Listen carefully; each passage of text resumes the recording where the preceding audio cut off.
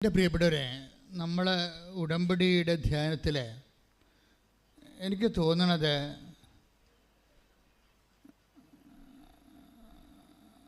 നമ്മൾ ദൈവത്തോട് ചോദിക്കേണ്ട ഏറ്റവും വലിയ അനുഗ്രഹം എന്ന് പറയണത് ദൈവ അനുഭവത്തെക്കുറിച്ചാണ്. ഇപ്പം നിങ്ങൾ ജോലി വേണം, വീട് വേണം, വിവാഹം നടക്കണം, ജപ്തി നടപടി ഒഴിവാകണം, അങ്ങനെ ഒത്തിരിയേറെ സങ്കടം വരുന്ന ഒത്തിരിയേറെ ജീവിത വിഷയങ്ങളോട് നമ്മൾ ഏറ്റുമുട്ടുകയല്ലേ. കച്ചവടം നടക്കുന്നവർക്ക് ഇപ്പോൾ ബിസിനസ്സിലുണ്ടാകുന്ന തകർച്ച, ശരിക്കും തോന്നുന്നത് ദൈവത്തിന് ഒരു സെക്കൻഡ് മതിയെന്ന് തോന്നണേ നമ്മുടെ വിഷയം പരിഹരിക്കാൻ. ഒരു സെക്കൻഡ്. കഴിഞ്ഞ ദിവസങ്ങളിൽ ഇവിടെ ഞാൻ നിൽക്കുമ്പോൾ ഒരു മനുഷ്യൻ എഴുതിക്കൊണ്ട് വന്നിരിക്കുന്നത് 33 കോടി രൂപ കടമുണ്ടെന്നാണ്. 33 കോടി രൂപ കടം. അപ്പോൾ വെള്ളച്ചീട്ടിലാണല്ലേ ഈ കുടുംബ പ്രശ്നങ്ങൾ പറയുന്ന വെള്ളച്ചീട്ടാണ് അല്ലേ. കടവന്നവർ പരീക്ഷക്കാർക്ക് കുങ്കുമ നിറമുള്ള അല്ലെങ്കിൽ ഓറഞ്ച് നിറമുള്ള സീറ്റായിരിക്കും. +1കാർക്ക് +2കാർക്ക് നീല നിറമുള്ള ചീട്ടാണ്. ആ ചീട്ട് കടം പറയാം വിഷയം. അപ്പോൾ കുടുംബ പ്രശ്നങ്ങൾ പറയുന്നത് വെള്ളച്ചീട്ടിലാണ്. വെള്ളച്ചീട്ട് വായിച്ച് നോക്കിയപ്പോൾ എഴുതിയിരിക്കുന്നത് 33 കോടി രൂപ കടമാണ്. അപ്പോൾ അതുമാത്രം എഴുതിയിട്ടുള്ള എൻ്റെ അടുത്ത് 33 കോടി രൂപ കടം. അപ്പോൾ ഞാനത് ചോദിച്ചു, ഇത് എന്താണിത്, പരിഹാരം എന്തെങ്കിലും മനസ്സിലുണ്ടോ എന്ന് ചോദിച്ചു. കാര്യം അദ്ദേഹത്തിൻ്റെ ബിസിനസ്സിനെ കുറിച്ച് സ്വാഭാവികമായിട്ട് നടക്കേണ്ട സ്വാഭാവിക സൊല്യൂഷനാണ് ഞാൻ ചോദിക്കുന്നത്. അതായത് ഡിവൈൻ സൊല്യൂഷനുണ്ട്. അയാൾക്ക് വേണ്ടത് മാനുഷിക സൊല്യൂഷനല്ലേ വേണ്ടത്. അപ്പോൾ അതിന് സ്വാഭാവികമായി അദ്ദേഹത്തിൻ്റെ ബിസിനസ്സുമായിട്ട് ചേർന്ന എന്താണ് സൊല്യൂഷനാണ് മനസ്സിലുള്ളതെന്ന് ചോദിച്ചു. അമ്മയുടെ അടുത്ത് വന്ന് പറയണ മുമ്പ് നമ്മളത് ചോദിക്കുമല്ലോ. അത് ചിലത് ഞാൻ ചോദിക്കും. അപ്പോൾ അദ്ദേഹം പറഞ്ഞ്, അച്ഛാ ഗൾഫിൽ എൻ്റെ ഒരു ഓർഡർ റിജക്റ്റ് ചെയ്തതെന്ന് പറഞ്ഞു. അപ്പോൾ അത് 32 കോടി രൂപയുടെ ഓർഡറാണ് റിജക്റ്റ് ചെയ്തിരിക്കുന്നത്. കമ്പനി വരെ സ്കോഷായിപ്പോയി, അത് കമ്പനി നിലവില്ലാത്ത രീതിയിൽ കമ്പനി ലോക്ക്ഡൗണായി. അതാണ് പ്രശ്നം. അപ്പോൾ അത് ഒരു മെയിൽ അയാൾക്ക് കഴിഞ്ഞ ദിവസങ്ങൾ വന്നായിരുന്നു. നിങ്ങളുടെ റിജക്റ്റ്, നിങ്ങൾ ഓർഡർ പ്ലാസ്റ്റിക് എന്തോ ഉണ്ടാക്കി കൊടുക്കണ ജോലിയാണ്. പ്ലാസ്റ്റിക് ഉൽപ്പന്നങ്ങളെ അദ്ദേഹം പുതിയ സിസ്റ്റം അനുസരിച്ച് യൂറോപ്യൻ ഓർഡറിന് പറ്റുന്ന രീതിയിലുള്ള പുതിയ യന്ത്രങ്ങളൊക്കെ സംഘടിപ്പിച്ചിട്ട് ഉൽപ്പന്നത്തിൽ മികവുണ്ടാക്കി ഒക്കെ വന്നപ്പോൾ ഓർഡർ പോയി. ഉൽപ്പന്നത്തിൽ മികവ് യൂറോപ്യൻ വിപണി കൊടുക്കാൻ പറ്റിയ പ്ലാസ്റ്റിക് ഉൽപ്പന്നങ്ങളാണ് ഉണ്ടാക്കിയിരിക്കുന്നത്. പക്ഷേ അതിൻ്റെ ഓർഡർ ഖത്തറിലെ ഓർഡറാണ് പോയിരിക്കുന്നത്. അപ്പോൾ 33 കോടി രൂപ കടമായി. അമ്മ പ്രത്യക്ഷപ്പെട്ട സ്ഥലത്താണ് നമ്മളിത് വിഷയം കൊണ്ടുവന്ന് സമർപ്പിക്കുന്നത്. അതിന് പ്രത്യേക പ്രാർത്ഥനയുണ്ട്. അപ്പോൾ ഞാൻ ഇദ്ദേഹത്തിനോട് പറഞ്ഞത് ഓർഡർ പോയെന്നാണ് പറഞ്ഞത്. ആ കമ്പനിയും പോയെന്ന്, നമുക്ക് ഓർഡർ തന്ന കമ്പനിയും പോയെന്നാണ്. അപ്പോൾ ഇത് വന്ന് ഞാൻ അമ്മയോട് ഇതുപോലെ അങ്ങനെ പറയും, അവൻ്റെ ഓർഡർ തിരിച്ചു കൊടുക്കണം. കാര്യം തിരിച്ചു കൊടുക്കാൻ വല്ല മാർഗമുണ്ട്. കമ്പനി തന്നെ ഇല്ലാത്ത സ്ഥിതിക്ക് ഓർഡർ എങ്ങനെ തിരിച്ചു കൊടുക്കണത്? പക്ഷെ നമുക്കറിയാം ആരോടാണ് നമ്മൾ പറയണതെന്നത് നമുക്കറിയാം, എവിടെയാണ് നമ്മൾ നിൽക്കുന്നതെന്നും അറിയാം. ഇങ്ങനെ ദൈവത്തിലേക്ക് വരുമ്പോൾ കുറേ കാര്യങ്ങൾ നമ്മൾ അറിയണം. എവിടെയാണ് വന്ന് നിൽക്കുന്നത്, ആരോടാണ് പറയണത്, എന്താണ് പറയണത്, ഈ വിഷയത്തെക്കുറിച്ചൊക്കെ നമുക്കൊരു മിനിമം നോളജ് ഉണ്ടാകണം. ഇനി പറയണ രീതിക്ക് നമുക്കതിനുള്ള ഒരു കപ്പാസിറ്റി എപ്പോഴും എൻ്റെ മക്കളുണ്ടാക്കിയെടുക്കേണ്ടത് ദൈവവുമായിട്ടൊരു പേഴ്സണൽ റിലേഷൻസ് ഉണ്ടാക്കിയെടുക്കണം. നിങ്ങൾക്ക് പേഴ്സണൽ റിലേഷൻ ഇല്ലെന്ന് ഞാൻ പറയണില്ല, പക്ഷേ നിങ്ങളുടെ വിഷയവുമായിട്ടാണ് പേഴ്സണൽ റിലേഷൻ ഉള്ളത്. ഉടമ്പടി പരാജയപ്പെടുന്നതിൻ്റെ കാരണം നമ്മൾ ആ വിഷയവുമായിട്ട് നമുക്ക് പേഴ്സണൽ റിലേഷൻ, വ്യക്തിപരമായ റിലേഷൻ ഉണ്ടോയെന്ന് ചോദിച്ചു കഴിഞ്ഞാൽ ഉണ്ട്. എന്തുമായിട്ടാണ്? നിങ്ങളുടെ വിഷയം, ജോലി പോയെന്ന ആ വിഷയവുമായിട്ട് നിങ്ങൾക്ക് പേഴ്സണൽ റിലേഷൻ ഉള്ളത്. അല്ലെങ്കിൽ നിങ്ങൾ പരീക്ഷ എഴുതി, നിങ്ങൾ പരീക്ഷ ക്വസ്റ്റ്യൻസ് ഒന്നും വന്നില്ല, എഴുതിയെല്ലാം തെറ്റാണെന്ന് നിങ്ങൾക്കറിയാം. അയ്യോ തെറ്റാണല്ല ഇതിൻ്റെ റിസൾട്ട് എന്ത് കുളമാകുമല്ലോ. അപ്പോൾ വിഷയവുമായിട്ടാണ് നിങ്ങൾക്ക് പേഴ്സണൽ റിലേഷൻ ഉള്ളത്. ഇതൊരു പാരഡൈം ഷിഫ്റ്റിൽ വരണം, നേരെ തിരിച്ച് വരണം. യുക്കട്ടെടുത്ത് വരിക എന്ന് പറയില്ല, അതുപോലെ എന്താണ് വിഷയവുമായിട്ട് നമുക്ക് യാതൊരു ബന്ധവുമില്ല. പിന്നെ എന്താണ് ദൈവവുമായിട്ട് ബന്ധം. ഉടമ്പടിയിലെ ഫോർമുല എല്ലാം നിങ്ങളെ ദൈവവുമായിട്ട് പേഴ്സണൽ ബന്ധപ്പെടുത്തുന്ന ഫോർമുലയാണ് ഉള്ളത്. വിഷയവുമായി ബന്ധപ്പെടുത്തുന്ന ഫോർമുല ഒന്നുമില്ല. അതുകൊണ്ട് തന്നെ നമ്മുടെ പ്രാർത്ഥനകളെല്ലാം വളരെ മൈൽഡ് പ്രാർത്ഥനകളാണ്. അല്ലാതെ കാറിക്കൂവി ബഹളം ഉണ്ടാക്കി സ്തുതിച്ച് പറച്ച് തല്ലി വീഴണ അങ്ങനെയുള്ള കലാപരിപാടികളൊന്നും ഉടമ്പടി പ്രാർത്ഥനകളില്ല. എന്നാൽ ഞാൻ പ്രൊമോട്ട് ചെയ്യത്തുമില്ല. കാര്യം ആ ഒരു സ്ഥലമല്ല ഇത്. നിങ്ങൾക്ക് അങ്ങനെയൊക്കെ തോന്നുമായിരിക്കുക, നിങ്ങളൊക്കെ കേട്ട് സ്തുതിച്ച് വിറച്ച് തല്ലി വീഴണമെന്ന്. ഇവിടെ വീഴാൻ സമ്മതിക്കുക. വീണ് കഴിഞ്ഞാൽ അപ്പം അത് പൊക്കിക്കൊണ്ട് വെള്ളം കൊടുക്കുക, അതിനേ ഉള്ളൂ. അതെന്താ പ്രശ്നം വെച്ച് കഴിഞ്ഞാൽ ഇവിടെ ഒരു റിലേഷൻസ് ദൈവവുമായിട്ട് ഉണ്ടാക്കിയെടുക്കണം. അത് ദൈവത്തിന് തോന്നണം സത്യസന്ധമാണെന്ന്. നിങ്ങൾക്ക് തോന്നിയാൽ മാത്രം പോരാ, ദൈവത്തിന് തോന്നണം ഈ റിലേഷൻ സത്യസന്ധമാണെന്ന് തോന്നണം. കാര്യം ഇവിടെ പ്രോബ്ലം എപ്പോഴും വന്നിരിക്കുന്ന ഒരു വിഷയം എന്ന് പറയണത്, എല്ലാവർക്കും ദൈവമായിട്ട് ബന്ധമുണ്ട്. പക്ഷേ ഇഷ്യൂ ബേസ്ഡ് വരുമ്പോൾ നിങ്ങളുടെ സ്വന്തം സ്വഭാവം കാണിക്കും. കൃപാസന ഒരു ആധ്യാത്മികമായ കളരി എന്ന രീതിയിൽ അവിടെ പഠിക്കേണ്ടത് എങ്ങനെയാണ് ദൈവമായിട്ടൊരു ഇൻട്രാക്ഷൻ സാധിക്കേണ്ടത് എങ്ങനെയാണ്. എപ്പോഴും നമ്മൾ ശ്രദ്ധിക്കേണ്ടത്, ഒരു വിഷയം വന്നാൽ നമ്മളുടെ കയ്യിൽ അസ്ഥിഭദ്രത പ്രധാനപ്പെട്ട വിഷയമാണ്. ഇപ്പം നിങ്ങളുടെ വീട്ടിൽ നിന്ന് ഇറങ്ങിയപ്പോൾ തന്നെ ഇന്ന് വീട്ടിലുള്ള എല്ലാവരും പറഞ്ഞ് ഇവിടെ നിൽക്കി ഇന്ന് അളിയൻ വരും, അല്ലെങ്കിൽ ഇന്ന് എൻ്റെ ബന്ധുക്കൾ വരും, സ്വന്തം അത് ഇന്നിവിടെ നിൽക്ക്, നമുക്ക് അടുത്ത ഞായറാഴ്ച പോകാമല്ല ഉടമ്പടി ധ്യാനത്തിന് എന്ന് പറഞ്ഞ് നിങ്ങളെ പിടിച്ച് തെച്ച് വിചാരിച്ചോ. വീട്ടിൽ ഉള്ളവർ പിടിച്ചു നിർത്തും. അവരുടെ ഉദ്ദേശം അവിടെ നിൽക്കുക എന്നുള്ളത് തന്നെ അവർക്ക് വേറെ എന്തെങ്കിലുമൊക്കെ ഉദ്ദേശം ഉണ്ടാവും. അത് ദൈവികമായ ഉദ്ദേശമായിരിക്കത്തില്ല, മാനുഷികവും കുടുംബപരമായ ഉദ്ദേശമൊക്കെ ആയിരിക്കും. പക്ഷെ നിങ്ങൾ അവിടെ നിന്ന് സ്കൂട്ടായി ദൈവത്തിനടുത്ത് വരികയും അപ്പോൾ അതിനൊരു പോയിൻ്റ് ഉണ്ട്. ഇനി എന്താ കാര്യം, നിങ്ങൾക്ക് അവിടെ വീട്ടിൽ നിൽക്കാൻ കഴിയുമായിരുന്നിട്ടും അതിന് സമ്മർദ്ദം ഉണ്ടായിട്ടും നിങ്ങൾ അവിടെ നിന്ന് വന്ന് ദൈവവചനത്തെ അതിനേക്കാൾ പ്രാധാന്യമായിട്ട് കരുതിക്കൊണ്ട് ഇതിൽ ഇൻവെസ്റ്റ് ചെയ്തു. ഇതിൻ്റെ പേരിൽ വീട്ടിൽ ചെല്ലുമ്പോൾ ചിലപ്പോൾ നമ്മുടെ തന്ത തന്നെ നമ്മുടെ തന്തയ്ക്ക് വിളിച്ചെന്ന് വരും. തന്തമാർ തന്നെ നമ്മുടെ തന്തയ്ക്ക് വിളിക്കണ വരുന്നത്. അപ്പോൾ അതൊക്കെ നമ്മൾ സന്തോഷത്തോടെ കേട്ട് അതൊക്കെ അക്കൗണ്ടിലാക്കി വീണ്ടും ഒരു പോയിൻ്റ് ഉണ്ടാക്കും. നിങ്ങൾ ഒരു കാരണവശാലും വിട്ടുകൊടുക്കരുത്. ഇതൊരു യുദ്ധമാണ്. എന്ന് വെച്ചാൽ നമ്മളെ സംബന്ധിച്ചിടത്തോളം നമ്മുടെ മുമ്പിലുള്ളത് ദൈവവുമായിട്ട് ഒരു പ്രേസൻ. എന്താണെന്നറിയാമോ, ദൈവത്തിന് ഒരു പ്രശ്നമുണ്ട് വെച്ചാൽ, ദൈവം എന്തെങ്കിലും ക്രൂഷ്യൽ ഇഷ്യൂ ഉണ്ടാകുമ്പോൾ ദൈവം റിപ്പോർട്ട് അപ്പോൾ മാത്രമേ പേഴ്സണൽ റിപ്പോർട്ട് പറയത്തുള്ളൂ. നിങ്ങളുടെ ജീവിതത്തിൽ ക്രൂഷ്യൽ ഇഷ്യൂ ഉണ്ടാകുമ്പോൾ മാത്രമേ ദൈവം നിങ്ങളുടെ പേഴ്സണൽ ദൈവം എന്താ എഴുതി വച്ചിരിക്കണമെന്ന് കാണിക്കത്തുള്ളൂ. നിങ്ങളുടെ ജീവിതത്തിൽ ഒരു പ്രത്യേക പ്രശ്നമുണ്ടായി, നിങ്ങളൊരു ക്രൂഷ്യൽ ഇഷ്യൂലായി, നിങ്ങൾക്ക് ദൈവത്തെ വിട്ട് നിൽക്കാൻ പറ്റാത്ത അവസ്ഥ, ദൈവം നിങ്ങളെ സഹായിച്ചാൽ മാത്രമേ നിങ്ങൾ നിലനിൽക്കത്തുള്ളൂ. അങ്ങനെയാണ് ക്രൂഷ്യൽ ഇഷ്യൂ എന്ന് പറയണത്. ഞാൻ ഈ ഇടയ്ക്ക് ഈ ക്രൂഷ്യൽ ഇഷ്യൂ എന്നൊക്കെ പറയുമ്പോഴേ വല്യപ്പന്മാരൊക്കെ എന്നെ രൂക്ഷമായി നോക്കുന്നത്, വല്ല തെറിവല്ലോ ആയിരിക്കും അത്. ഞാൻ ഉദ്ദേശിക്കുന്നത് ഇത്രയേ ഉള്ളൂ. ഒരു വലിയ പ്രശ്നം ഉണ്ടായി വരുമ്പോഴേ അത് ദൈവം കഴിഞ്ഞാൽ മാത്രമേ നമുക്ക് നിലനിൽപ്പുള്ളൂ. അങ്ങനെ ഒരു എഡ്ജിലാണ്, അറ്റത്താണ് നമ്മൾ നിൽക്കണമെന്നുണ്ടെങ്കിൽ ദൈവം ഉടനെ പേഴ്സണൽ ഡയറി കാണിക്കും. നമ്മൾ അവിടെയാണ് പ്രശ്നം. നമ്മളെക്കുറിച്ച് എഴുതി വെച്ചിരിക്കണ കാണിക്കും. കാര്യം പല സമയത്ത് നമ്മൾ ദൈവത്തിന് പണി കൊടുത്തിട്ടുണ്ട് തിരിച്ച്. നമ്മുടെ സ്വന്തം കാര്യത്തിന് വേണ്ടിയും നമ്മുടെ താല്പര്യത്തിന് വേണ്ടിയും അഭിരുചിക്ക് വേണ്ടിയും നമ്മൾ ദൈവത്തിൻ്റെ മറന്ന് വേറെ കാര്യങ്ങൾക്ക് താല്പര്യം കൊടുത്ത് പോയിട്ടുള്ള ഒത്തിരി ചരിത്രങ്ങളുണ്ട്.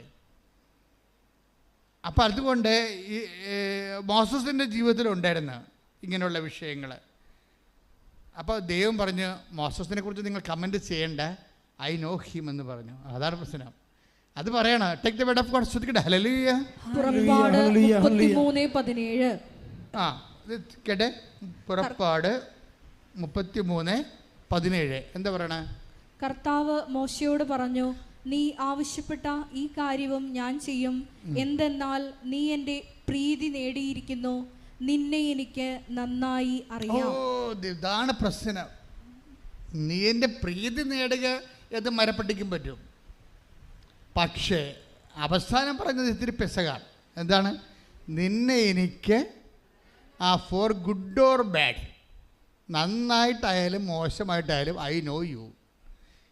ഇതിൽ നിന്ന് നമുക്ക് രക്ഷപ്പെടാൻ പറ്റത്തില്ല. നന്നായിട്ടായാലും മോശമായിട്ടായാലും എനിക്ക് നിന്നെ അറിയാം. അപ്പം മോസസിനെ കുറിച്ച് അറിയാവുന്നത് നന്നായിട്ടാണ്. അതാ വിഷയം. നന്നായിട്ടാണെന്ന് വെച്ച് കഴിഞ്ഞാൽ അതായത് എൻ്റെ മക്കളെ, ഉടമ്പടി എന്ന് പറയുന്നത് ഞാൻ എപ്പോഴും പറയാം, ഇറ്റ്സ് എ ബൈലാറ്ററൽ എഗ്രിമെൻ്റ് എന്ന് പറയും. പേഴ്സൺ ടു പേഴ്സൺ എഗ്രിമെൻ്റാണ്. അതോടുകൂടി നമ്മൾ ഒരു തീരുമാനം എടുത്തിരിക്കുകയാണ്. എന്താണ്? ദൈവത്തിന് വേണ്ടി ജീവിക്കാൻ വേണ്ടി തീരുമാനം എടുക്കുകയാണ്. നമ്മുടെ വിഷയത്തിനല്ല പ്രാധാന്യം. പിന്നെ എന്താണ്? ദൈവമായിട്ടുള്ള പേഴ്സണൽ ബന്ധത്തിനാണ് പ്രാധാന്യം. ഇത് ഭയങ്കര സീരിയസ് ആയിട്ട് എടുക്കണേ. മോസസ് ഈ കണ്ട ജനങ്ങളെ മുഴുവനും ഈജിപ്തിൽ നിന്ന് വിളിച്ചിറക്കി മരുഭൂമിയിലൂടെ കൊണ്ടുപോകുമ്പോഴും ആ മനുഷ്യന് ദൈവത്തോട് മാത്രമായിരുന്നു കൂറ്, ജനങ്ങളോടുള്ള കൂറ്, ദൈവത്തോടെ കൂറ്. അതുകൊണ്ടാണ് ദൈവം പറയണത്, ഒരിക്കൽ മോസസ് സീനായ മലമുകളിലേക്ക് പോയി, പിന്നെ കാണാണ്ടായി. 5-6 ദിവസത്തെക്കുറിച്ച് മോസസിനെക്കുറിച്ച് ഒരു പിടിയുമില്ലാതെ. അപ്പം കുറേ ജനങ്ങൾ പറഞ്ഞ്, ജനങ്ങളുടെ കൂട്ടത്തിൽ എപ്പോഴും പ്രതിപക്ഷം ഉണ്ടാകും, ദൈവത്തിൻ്റെ പ്രതിപക്ഷം. കുടുംബത്തിലുണ്ട്, നിങ്ങളുടെ കുടുംബത്തിലുണ്ടാകും ദൈവത്തിൻ്റെ പ്രതിപക്ഷം. ദൈവത്തിൻ്റെ ഭരണകക്ഷ്യം ഉണ്ടാകും, ദൈവത്തിൻ്റെ പ്രതിപക്ഷം ഉണ്ടാകും. എന്തെങ്കിലും ഒരു ഇഷ്യൂ ഉണ്ടായി, കെട്ടിയെടുത്ത് ആലപ്പുഴ പോയില്ല, എന്നിട്ട് ഉണ്ടാക്കിയ ഇവിടെ ചോദിക്കൂ, എടി ഞാൻ വേല എടുത്തിട്ടാണ് കഞ്ഞി വെക്കുന്നത്, അല്ലാതെ ഉടമ്പടി എടുത്തിട്ടല്ല. അതാണ് ദൈവത്തിൻ്റെ പ്രതിപക്ഷം. അവനവരോണ്ടാ. അത് എന്തെങ്കിലും ഈടറവ് വരുമ്പോൾ മാത്രമേ അത് ദൈവത്തിൻ്റെ പ്രതിപക്ഷം വരത്തുള്ളൂ. അല്ലെങ്കിൽ മിണ്ടാതെ അടങ്ങി ഒതുങ്ങി അവിടെ ഇരുന്നുള്ളൂ. നീ സാക്ഷ്യം പറഞ്ഞു കഴിഞ്ഞാൽ നിനക്ക് അനുഗ്രഹം കിട്ടി സാക്ഷ്യം പറഞ്ഞു എന്ന് പറഞ്ഞു ഒരു ഓയൊക്കെ വെച്ചാൽ അവിടെ ഇരുന്നുള്ളൂ, കുഴപ്പമില്ല, ഉപദ്രവം ചെയ്യത്തില്ല. പക്ഷേ എന്തെങ്കിലും നമ്മളുടെ ജീവിതത്തിൽ വിശ്വാസത്തിന് എതിരെ സംഭവിച്ചാൽ ഈ പ്രതിപക്ഷം ശക്തി പ്രാപിക്കും. ഉടനെ ആങ്ങളയാകാം, ചിലപ്പോൾ അയൽവാസിയാകാം, അപ്പനാകാം, അമ്മയാകാം, എല്ലാവരും വരും, രംഗത്ത് വരും. അപ്പോൾ അക്കാലങ്ങളിലൊക്കെ നിങ്ങൾ ചെയ്യേണ്ട സംഭവിച്ചു കഴിഞ്ഞാൽ അവർ പറഞ്ഞാൽ ശരിയായിരിക്കുമോ അറിയത്തില്ല എന്ന് പറയരുത്. നിങ്ങൾ സ്റ്റാൻഡ് എടുക്കണം. ദൈവത്തിൻ്റെ കൂടെയുള്ള ജീവിതത്തിൽ കോംപ്രമൈസ് ഇല്ലാത്ത, ഒത്തുതീർപ്പില്ലാത്ത സ്റ്റാൻഡ് എടുക്കണം. ഇതെല്ലാം പോയിൻറ്റ്സായിട്ട് മാറും. പോയിൻറ്റ്സായിട്ട് മാറി വരുമ്പോൾ കുറച്ച് കഴിയുമ്പോൾ ദൈവം തന്നെ പേഴ്സണലായിട്ട് നിങ്ങളുടെ മുമ്പിൽ പ്രത്യക്ഷമാകും പോലെയുള്ള അനുഭവങ്ങളുണ്ടാകും. അതുകൊണ്ടാണ് അച്ഛൻ ആദ്യമേ പറഞ്ഞത്, മക്കളെ വിഷയത്തെ പ്രാധാന്യം കൊടുക്കരുത്. നിങ്ങൾ ഉടമ്പടി എടുക്കുമ്പോൾ ചിന്തിക്കേണ്ട, ദൈവമേ ഞാനും നീയുമായിട്ടൊരു വ്യക്തിപരമായ ബന്ധമുണ്ടാകാൻ അത് ദൈവാനുഭവത്തിന് വേണ്ടി എന്നെ, മനസ്സിലായില്ലേ? ഉടമ്പടി പ്രാധാന്യം കൊടുക്കുന്നത് എന്തിനാണ്? ദൈവാനുഭവം എന്ന് പ്രാർത്ഥിച്ചേ. കർത്താവേ, ഞാൻ ചെയ്ത ഉടമ്പടി പാലിച്ചുകൊണ്ട് ഞാനും ദൈവവും തമ്മിലെ സ്വകാര്യമായ ഒരു ബന്ധത്തിന്റെ ദൈവിക അനുഭവത്തിനായി എന്നെ സഹായിക്കണമേ. ശ്രുതികട്ടെ. ഹല്ലേലൂയ.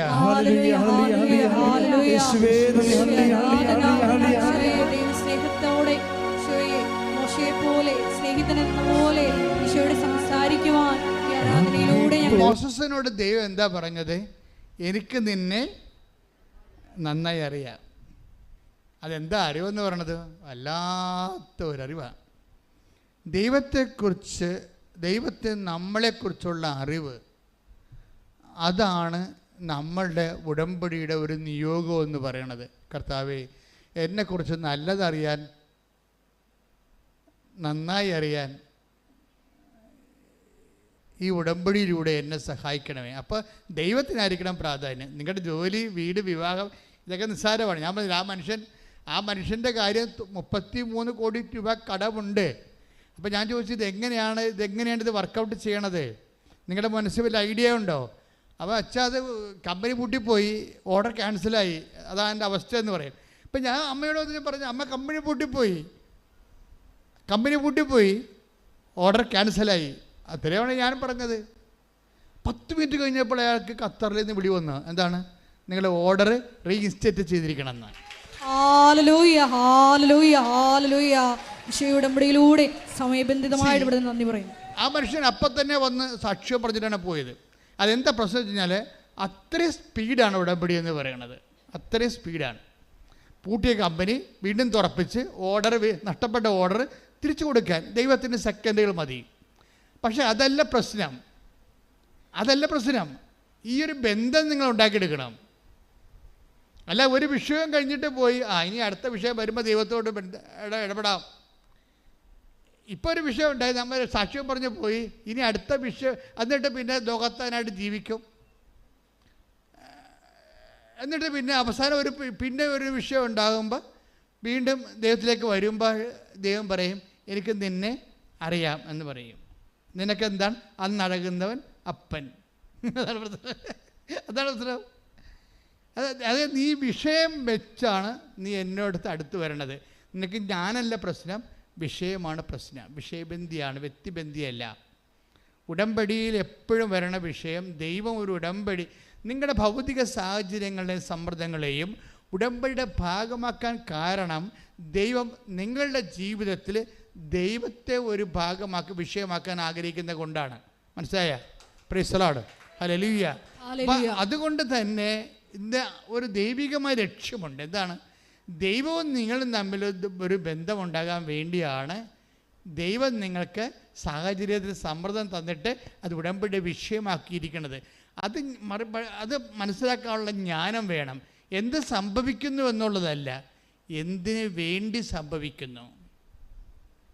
അതാണ് സങ്കീർത്തനം നമ്മൾ 103:7 എടുത്ത് ശ്രുതികട്ടെ. ഹല്ലേലൂയ, ഹല്ലേലൂയ, ഹല്ലേലൂയ, ഹല്ലേലൂയ, ഹല്ലേലൂയ.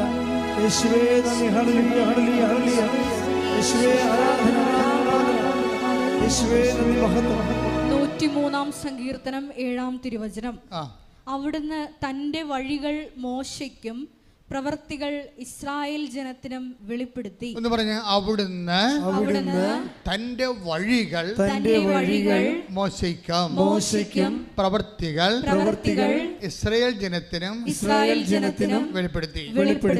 മോശ വീണ്ടും റഫറൻസിൽ വരാൻ കണ്ട, മോശയും ദൈവവും തമ്മിൽ എന്താ പറയണത്? വഴികളാണ് മോശയ്ക്ക് വെളിപ്പെടുത്തുന്നത്. പിന്നെ ഉള്ള കക്ഷി ആരാണ്? ജനമാണ്, ഇസ്രായേൽ ജനം. ഇസ്രായേൽ ജനത്തിന് എന്താ വെളിപ്പെടുത്തുന്നത്? പ്രവർത്തികൾ. എന്ത് നടക്കുന്നു? ജോലി കിട്ടുന്നു, വിവാഹം നടക്കുന്നു, 20 കൊല്ലമായിട്ട് മക്കളില്ലാത്തവർക്ക് മക്കളുണ്ടാകുന്നു, എന്ത് നടക്കുന്നുവെന്നാണ് ജനങ്ങളോട് പറയണത്. പക്ഷേ ദൈവം ഉദ്ദേശിക്കണ ജനങ്ങളും ദൈവവും തമ്മിലുള്ള ബന്ധത്തെക്കാളുപരി മോസസും നീയും ദൈവവും തമ്മിലുള്ള ബന്ധമാണ് നീയും ദൈവവും തമ്മിൽ ഉണ്ടാകാൻ ദൈവം ആഗ്രഹിക്കുന്നത്. കാര്യം എന്താണ്? പ്രവർത്തികളാണ് ജനത്തിന് വെളിപ്പെടുത്തുന്നത്. മോസസിന് വെളിപ്പെടുത്തുന്നത് എന്താണ്? വഴികളാണ്. എന്തുകൊണ്ട് നടക്കുന്നു? സാധാരണ വഴികൾ. എന്തുകൊണ്ടാണിത് നടക്കുന്നത്? ഈ വിവാഹം എന്താ ഇത്രയും താമസിച്ചത്? നിങ്ങളും ദൈവവുമായിട്ട് അതിൻ്റെ പേരിൽ ഒരു ബന്ധമുണ്ടാകാൻ വേണ്ടി. എന്താ 20 കൊല്ലം ഉണ്ടാക്കാതിരുന്നിട്ട് ഇവിടെ ആൾക്കാരെ വന്നപ്പോൾ കുഞ്ഞുങ്ങളുണ്ടായത്? നീയും ദൈവവും തമ്മിൽ ബന്ധമുണ്ടാകാൻ വേണ്ടി. അതാണ് സംഭവം. അപ്പോൾ പ്രവർത്തികൾ ജനത്തിനാം, വഴികൾ ഇസ്രയേലിനുമാണ്. അപ്പോൾ വഴികൾ മോസസിനുമാണ് വെളിപ്പെടുത്തുന്നത്. അപ്പോൾ ഉടമ്പടി ലക്ഷ്യം വഴികൾ വെളിപ്പെടുത്തി കിട്ടണം. നമ്മുടെ ഓരോ കാരണം, ഇപ്പം നിങ്ങൾക്ക് കടമുണ്ട്, അല്ലെങ്കിൽ നിങ്ങൾക്ക് രോഗമുണ്ട്, അല്ലെങ്കിൽ നിങ്ങൾക്ക് മക്കളില്ല, അല്ലെങ്കിൽ നിങ്ങൾക്ക് വഴിയില്ല, വീടില്ല, അതെല്ലാം ഉടമ്പടി വഴി കിട്ടുമ്പോൾ അതെല്ലാം പ്രവർത്തികളെ ആകുന്നുള്ളൂ. പക്ഷെ ദൈവം ഉദ്ദേശിക്കുന്നത് നീ ഉദ്ദേശിക്കുന്ന പ്രവർത്തികളായിരിക്കും. ദൈവം ഉദ്ദേശിക്കുന്ന പ്രവൃത്തിയല്ല, വഴിയാണ്. എന്താണ്? എന്തിനു വേണ്ടിയാണ്? വഴിയില്ലാത്ത എത്രയോ പേര് ലോകത്തുണ്ട്, മക്കളില്ലാത്ത എത്ര പേര് ലോകത്തുണ്ട്, കല്യാണം ഒക്കാത്ത എത്ര പേര് ലോകത്തുണ്ട്, ജോലിയില്ലാത്ത എത്ര പേര് ലോകത്തുണ്ട്. Then why you? അങ്ങനെ ഒത്തിരി പേര് നിൻ്റെ പ്രശ്നങ്ങളുണ്ടെങ്കിലും നിന്നെ മാത്രം എന്തിന് കൃപാസനത്തെ വിളിച്ചു, നിന്നെ മാത്രം എന്തിന് ഉടമ്പടിയുടെ ഭാഗമാക്കി? അത് ദൈവത്തിൻ്റെ പ്രവൃത്തിയാണ്. എന്താ കാര്യം അത്? അതായത് ദൈവത്തിൻ്റെ വഴിയാണ്. എന്നുവെച്ചാൽ ദൈവത്തിൻ്റെ ഉദ്ദേശം നീയും ദൈവവും തമ്മിൽ ഒരു വ്യക്തിപരമായ ബന്ധമുണ്ടാകുകയാണ് ഉദ്ദേശം. ഈ ഉടമ്പടി എടുത്തിരിക്കുന്ന 90% ആൾക്കാർക്ക് ഇതറിയത്തില്ല. അവരോർക്കണ പ്രവൃത്തിയാണെന്നാണ് അവർ ഓർക്കണത്. സാക്ഷ്യം പറഞ്ഞ് അവർ മൂടും തട്ടിപ്പോകും. പക്ഷെ ദൈവം ഉദ്ദേശിക്കുന്ന പ്രവൃത്തിയല്ല, വഴിയാണ്. എന്താണ്? ഈ ഒരു പ്രശ്നം വഴി നീയും ദൈവവും തമ്മിൽ വ്യക്തിപരമായ ബന്ധമുണ്ടാകണം. മനസ്സിലായോ? അതാണ് ഈ സങ്കീർത്തനം 103:7 എന്താ പറയണത്? ദൈവമായ കർത്താവ് തൻ്റെ പ്രവൃത്തികൾ ഇസ്രായേലിനും വഴികൾ മോശയ്ക്കും വെളിപ്പെടുത്തി. പ്രാർത്ഥിക്കർത്താവ് ദൈവമേ, ഉടമ്പടിയിലൂടെ വഴിയാണ് അങ്ങ് വെളിപ്പെടുത്തണമെന്ന് മനസ്സിലാക്കി ഞാനും അങ്ങുമായി മോശയെ പോലെ വ്യക്തിപരമായ ഒരു ബന്ധമുണ്ടാകാൻ ഉടമ്പടിയിലൂടെ എന്നെ വിശേഷ വിധിയായി അഭിഷേകം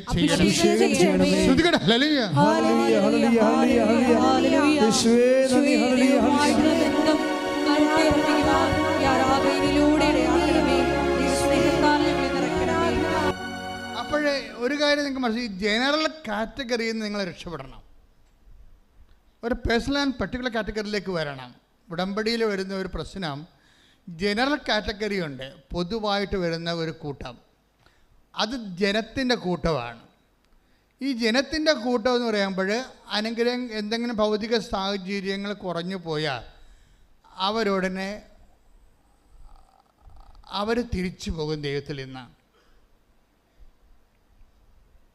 മനസ്സിലായില്ലേ? അതെപ്പോഴും ജനറൽ കാറ്റഗറിയിലുള്ള എന്താണ്, ഏതെങ്കിലും സമയത്ത് ഒരു മൈനസ് പോയിൻ്റ് വന്നാൽ വിശ്വാസത്തിൽ തെറിച്ചു പോകാൻ സാധ്യതയുള്ള ആൾക്കാരാണ് ജനറൽ കാറ്റഗറി വരണത്. പൊതുവായിട്ടുള്ള കാറ്റഗറി. ഈജിപ്തുകാരിൽ നിന്ന് അവരെ കൊണ്ടുവന്നില്ലേ, ചെങ്കടൽ പിളർത്തിക്കൊണ്ടുവന്നതാണ്. എന്നിട്ട് ആ കക്ഷികൾ പറഞ്ഞു, ഞങ്ങൾക്ക് വിശക്കണേ, ഞങ്ങൾക്ക് ഈജിപ്തിലെ ഇറച്ചി ചട്ടിയെക്കുറിച്ച് ഓർക്കുമ്പോൾ ഞങ്ങൾക്ക് വായു വെള്ളം ഊറണ്, ഞങ്ങൾക്ക് തിരിച്ചു പോകണമെന്ന് പറഞ്ഞു.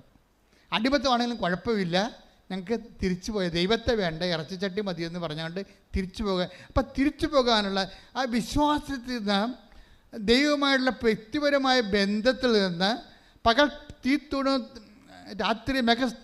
രാത്രി തീത്തൂണും പകൽ മെഘസ്തംഭവുമായി നയിച്ച ദൈവത്തിൻ്റെ പരിപാലനയുടെ ആ ഒരു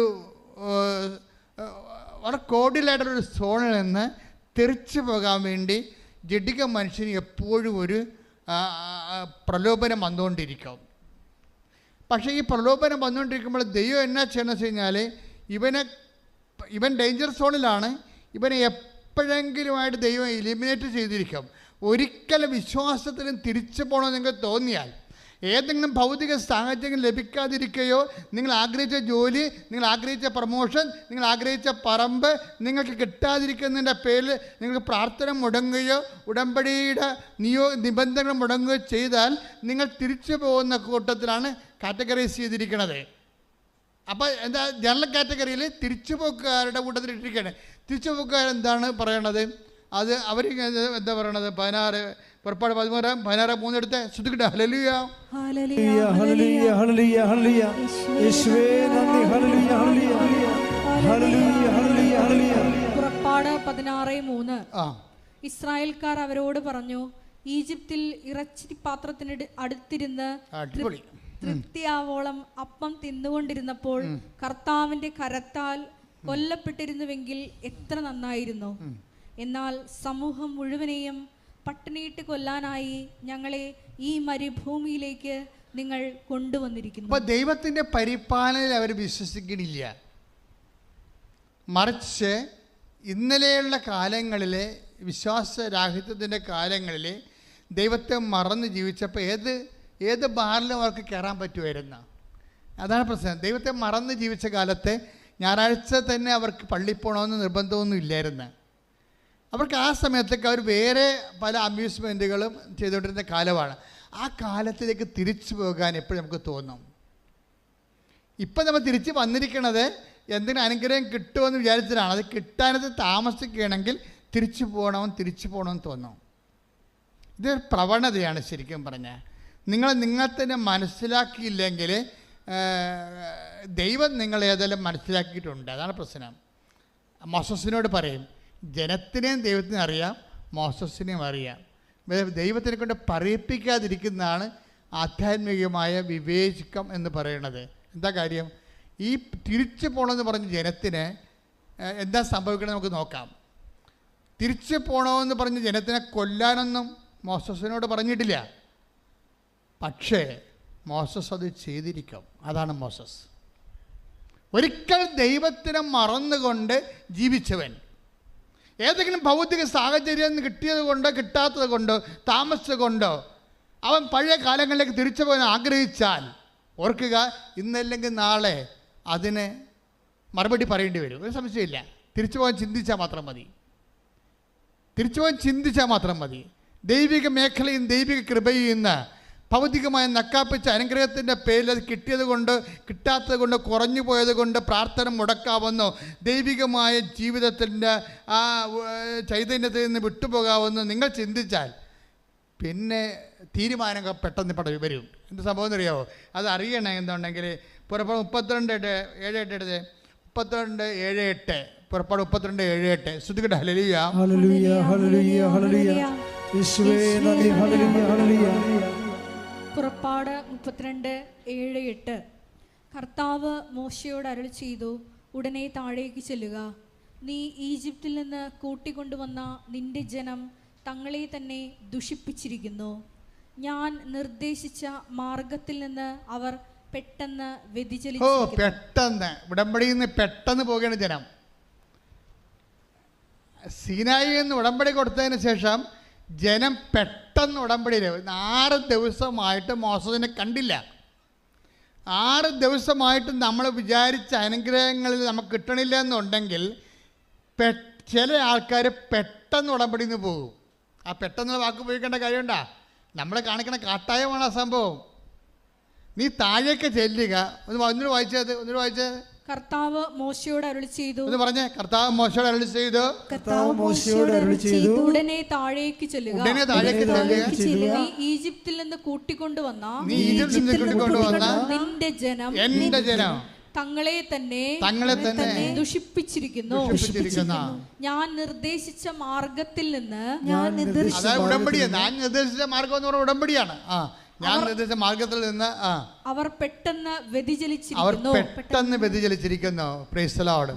അപ്പൊ ഉടമ്പടിയിൽ നിന്ന് ജഡിക മനുഷ്യർക്ക് പെട്ടെന്ന് വ്യതിചലിക്കാൻ പറ്റും.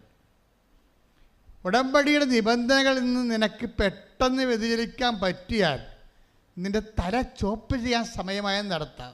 എന്നുവെച്ചാൽ ചായ അടിക്കാനല്ല, വെട്ടിക്കളയാൻ. എന്നുവെച്ചാൽ ഞാൻ നിന്നെ ഓഹരിയിൽ നിന്ന് നിന്നെ മാറ്റിക്കളയപ്പോൾ. മോസസ് പിന്നെ പറയുന്ന ഭാഗങ്ങൾ താഴെ ഉണ്ടെന്ന് വായിച്ചേ. അവർ ഒരു കാളക്കുട്ടിയെ വാർത്തെടുത്ത് അതിനെ ആരാധിക്കുകയും അതിന് ബലിയർപ്പിക്കുകയും ചെയ്തിരിക്കുന്നു. ഇസ്രായേലേ, നിന്നെ ഈജിപ്തിൽ നിന്ന് കൊണ്ടുവന്ന ദേവന്മാർ ഇതാ എന്ന് അവർ പറഞ്ഞിരിക്കുന്നു. പണിപാളി കണ്ട. അതായത് ദൈവം ഇത്രയും പരിപാലിച്ച് ഈ ജനത്തിനെ വാഗ്ദാന നാട്ടിലോട്ട് കൊണ്ടുപോവുകയാണ്.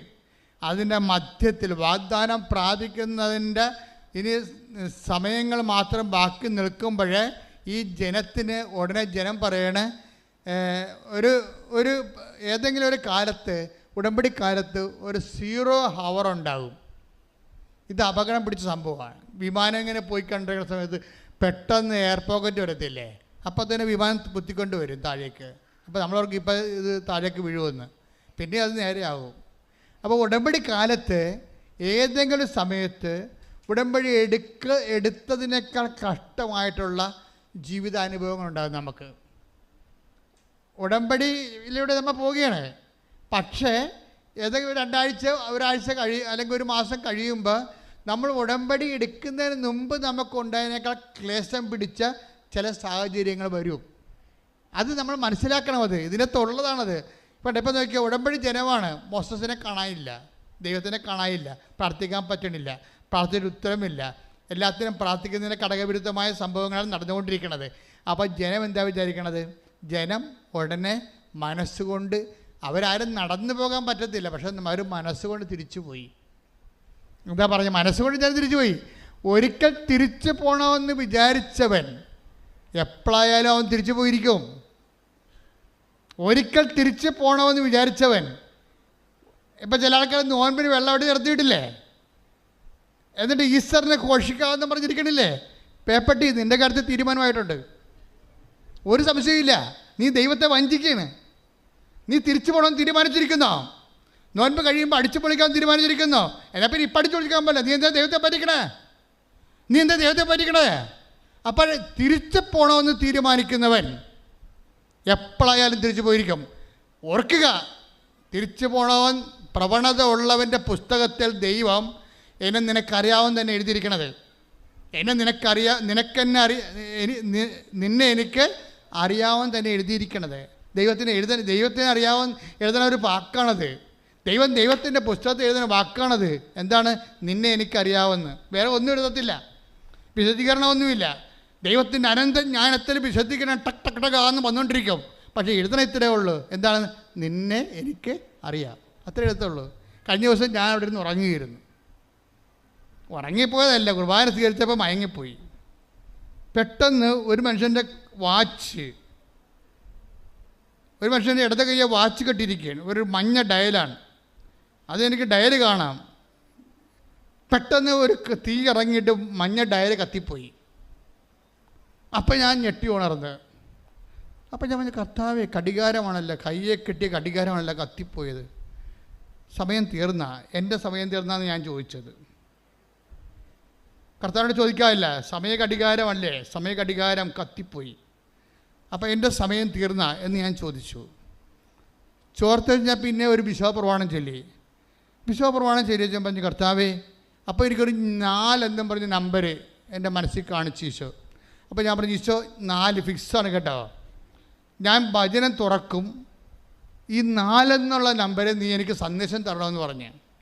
ഞാൻ വചനം തുറക്കും, ഈ 4 എന്നുള്ള നമ്പറിൽ നീ എനിക്ക് സന്ദേശം തരണം. നമ്മൾ ദൈവത്തോട് സംസാരിക്കാൻ പറ്റും നമുക്ക്. ഇത് ഉടമ്പടിയിൽ വേറൊരു ലോകമാണ്. ഉടനെ ഞാൻ വിശ്വപ്രവാചകനിൽ വചനം തുറന്നപ്പോൾ 2:4. എന്ത്? ലൂക്കായുടെ സുവിശേഷം 2:4. എന്താ പറയണത്? ജോസഫ് എന്ത് ചെയ്ത്? പേരെഴുതിക്കാൻ വേണ്ടി തൻ്റെ നഗരത്തിലേക്ക് തിരിച്ചുപോയി. ഗർഭിണിയായ മറിയം അവൻ്റെ കൂടെ ഉണ്ടായിരുന്നെന്നാണ്. എൻ്റെ കണ്ണ് നിറഞ്ഞു പോയി. ഞാൻ പറഞ്ഞു, കർത്താവ്, ജീവൻ്റെ പുസ്തകത്തെ പേരെഴുതിക്കാണെങ്കിൽ ജോസഫിൻ്റെ കൂടെ അമ്മ ഉണ്ടാവുമെന്ന് പറഞ്ഞില്ലേ, എനിക്കത് മതി. അതാണ്. അപ്പോൾ അവർ ഗർഭിണിയാന്ന് എഴുതിയിട്ടുണ്ട് അതിനകത്ത്. അവർ വാഗ്ദാന പേടകമാണെന്ന്. സ്വർഗത്തിലെ അമ്മ വാഗ്ദാന പേടകമാണെന്ന് എന്നോട് തൈക്കാട്ടുശ്ശേരി വെച്ച് പറഞ്ഞായിരുന്നോ? ഞാൻ ഉടമ്പടി പുസ്തകം എഴുതിക്കൊണ്ടിരിക്കുന്ന സമയത്ത് പറഞ്ഞു, സ്വർഗത്തിൽ ഒരാരെയും കണ്ടു. Take the word of god. പുറപ്പാടിൻ്റെ പുസ്തകം, വെളിപാടിൻ്റെ പുസ്തകം, വെളിപാട് 11:19. വെളിപാട് 11:19. അപ്പോൾ സ്വർഗത്തിൽ ദൈവത്തിന്റെ ആലയം തുറക്കപ്പെട്ടു. പറഞ്ഞ, അപ്പോൾ സ്വർഗത്തിൽ ദൈവത്തിന്റെ ആലയം തുറക്കപ്പെട്ടു. അതിൽ അവിടുത്തെ വാഗ്ദാന പേടകം കാണായി. മിന്നൽ പിണരുകളും ഘോഷങ്ങളും ഇടിമുഴക്കങ്ങളും ഭൂകമ്പവും വലിയ കന്മഴയും ഉണ്ടായി. അടുത്ത വരി. സ്വർഗത്തിൽ വലിയ ഒരു അടയാളം കാണപ്പെട്ടു. സൂര്യനെ ഉടയാടയാക്കിയ ഒരു സ്ത്രീ, അവളുടെ പാദങ്ങൾക്കടിയിൽ ചന്ദ്രൻ, ശിരസിൽ 12 നക്ഷത്രങ്ങൾ കിരീടം. ഉടമ്പടി പുസ്തകം എഴുതിക്കൊണ്ടിരിക്കുന്ന സമയത്ത് ഈശോ പറഞ്ഞത്, മകനെ, ഈ 2 വരി 2 അധ്യായത്തിൽ കിടക്കുകയാണ്. ഇത് 2 ഒന്നായിരുന്നു. അധ്യായം ഇട്ടവന് വന്ന പെസകാണെന്ന്, അധ്യായം തിരിച്ചവന് വന്ന പെസകാണെന്ന്. എന്ന് വെച്ച് കഴിഞ്ഞാൽ 2, അതായത് 11ഉം 12ഉം ആ വചനമെല്ലാം ഒന്നാണ്. അതായത് സ്വർഗത്തിൽ അടയാളം കാണപ്പെട്ടു, വാഗ്ദാന പേടകം കാണപ്പെട്ടു. പിന്നെ ആ വാഗ്ദാന പേടകം ആരാണ്? ഒരു സ്ത്രീയാണെന്ന്, അവൾ ഗർഭിണിയായിരുന്നെന്ന്. അപ്പം അമ്മയാണ് വാഗ്ദാന പേടകം എന്നാണ് പറയണത്. Praise the Lord. ഈ വാഗ്ദാന പേടകമായ അമ്മയോടാണ് നമ്മൾ ഉടമ്പടി ചെയ്തിരിക്കുന്നത്. അതാണ് ഉടമ്പടി മാതാവ് എന്ന് പറയുന്നത്. എന്നോട് പറഞ്ഞത്, നിൻ്റെ കാലം എപ്പോൾ എത്തിയാലും നിൻ്റെ കൂടെ അമ്മ ജീവൻ്റെ പുസ്തകത്തിൽ പേരെഴുതിക്കുന്ന സ്ഥലത്തേക്ക് കൂടെ വരുമെന്നാണ്. ശ്രദ്ധിക്കട്ടെ.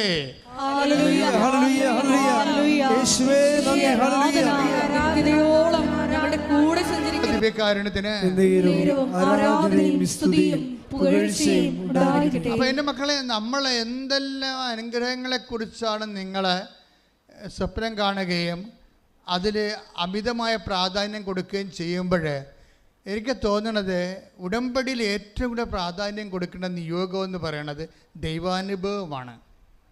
ദൈവാനുഭവത്തിന്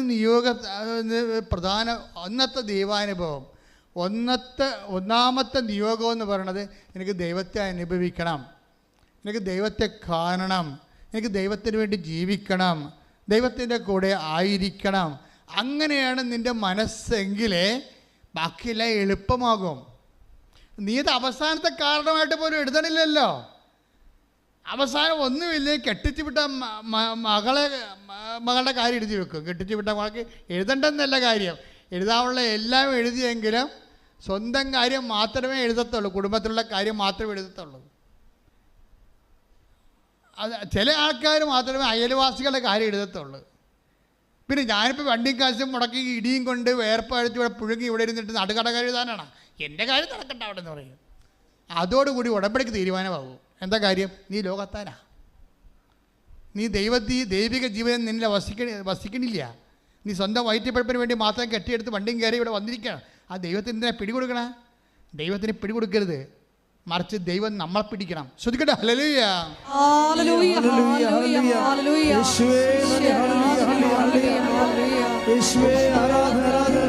ഉടമ്പടിയുടെ കാലങ്ങളിൽ നെഗറ്റീവ്സ് എപ്പോഴും സംഭവിച്ചുകൊണ്ടിരിക്കാം, തീ എപ്പോഴും കത്തിക്കൊണ്ടിരിക്കാം.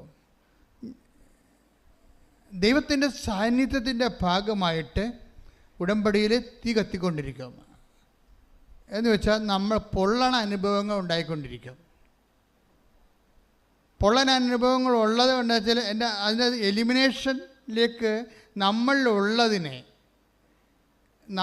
ഇപ്പോൾ തന്നെ നമ്മളുള്ള സ്മിർനായിലെ സഭ, take the word of God. വെളിപാട് എടുത്ത് 3:2 എടുത്ത് 3:2. വെളിപാട് 3:2. ഉണരുക, നിന്നിൽ ആസന്ന മരണമായി അവശേഷിക്കുന്നതിനെ ഉത്തേജിപ്പിക്കുക. പറഞ്ഞേ, ഏറ്റു പറഞ്ഞേ, ഉണരുക, നിന്നിൽ ആസന്ന മരണമായി അവശേഷിക്കുന്നതിനെ ഉത്തേജിപ്പിക്കുക. എപ്പോഴും ഉടമ്പടിയിൽ എപ്പോഴും തീയിലാണ് ഈ ഉടമ്പടി ചെയ്യണത്. എപ്പോഴും നമ്മളിവിടെ കൊണ്ടുവന്ന് പുസ്തകം ഇവിടെ കൊണ്ടുവന്ന് നിങ്ങളുടെ നിയോഗം ഇടുന്നത് ഒരു വിഷയം, പക്ഷേ ഉടമ്പടി നടക്കുന്നത് ദൈവത്തിന് പറ്റാത്ത നമ്മളുടെ ജീവിതത്തിലുള്ള ദൈവവിരുദ്ധമായ കണങ്ങളെ എപ്പോഴും ഇങ്ങനെ ബേൺ ചെയ്ത് കളഞ്ഞുകൊണ്ടിരിക്കും. എന്നിട്ട് ക്ഷമ, ദയ, നന്മ, വിശ്വസ്തത, ആത്മസംയമനം, നമ്മുടെ അഹങ്കാരമൊക്കെ ഇല്ലേ, അഹങ്കാരമൊക്കെ ഉണ്ടാവില്ല നമ്മളിൽ. അതുകൊണ്ടല്ലേ പത്രം കൊടുപ്പൊക്കെ വെച്ചിരിക്കണം, അതിൻ്റെ പേരിലാണ് വെച്ചിരിക്കണത്. എന്താ കാര്യം? പത്രം കൊടുക്കണമെങ്കിൽ അതിനു വേണ്ടി നമ്മുടെ ദുരഭിമാനം കളഞ്ഞിട്ട് മാത്രമേ നമുക്കതൊക്കെ ചെയ്യാൻ പറ്റത്തുള്ളൂ. ബേൺ ചെയ്യാൻ വേണ്ടി ഒത്തിരി സംഭവങ്ങളായി വെച്ചിട്ടുണ്ടേ, ബേൺ ചെയ്ത് കളയാൻ വേണ്ടി. കാര്യം നമുക്ക് ആവശ്യമില്ലാത്ത ദുരഭിമാനം, നമ്മുടെ വീട്, നമ്മുടെ പറമ്പ്, നമ്മുടെ ജാതി, നമ്മുടെ വർഗം, നമ്മുടെ തറവാട്, നമ്മുടെ സൗന്ദര്യം, നമ്മുടെ സ്കൂളിലും കോളേജിലൊക്കെ നമ്മുടെ നിലപാട്, ഇങ്ങനെയൊക്കെ കുറേ സംഭവങ്ങളില്ലേ. അച്ഛന്മാർ വരുമ്പോൾ ഞാൻ പറയും, നിങ്ങൾ ഉടമ്പടി എടുക്കരുതെന്ന് പറയും അച്ഛന്മാരോട്. കാര്യം ഇത് കൂടുതൽ ദുരഭിമാനമുള്ള കക്ഷികളാണ്.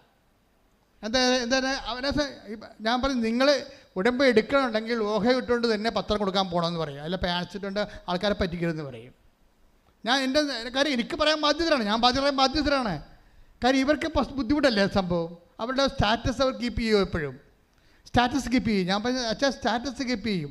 അതുകൊണ്ട് അച്ഛനേക്കാൾ നേരത്തെ വേറെ ആൾക്കാർ ദൈവാനുഗ്രഹം മേടിച്ചിട്ട് പോകും. സ്റ്റാറ്റസിന് ബേൺ ചെയ്ത് കളയേണ്ട സ്ഥാനമാണത്, അത് ബേൺ ചെയ്യേണ്ട കളയേണ്ട കാര്യം. അപ്പം ഞാൻ നല്ല വാക്ക് പറഞ്ഞു കൊടുക്കും, ഞാൻ പ്രൊമോട്ട് ചെയ്യത്തില്ല ശരിക്കും. അപ്പോൾ എന്തിനാണ് ദൈവത്തിനെ പറഞ്ഞ് ദൈവത്തിലേക്ക് ഇവിടെ കൃപാസനത്തിൽ വന്ന് എന്തിനാണ് പണി മേടിക്കണേ?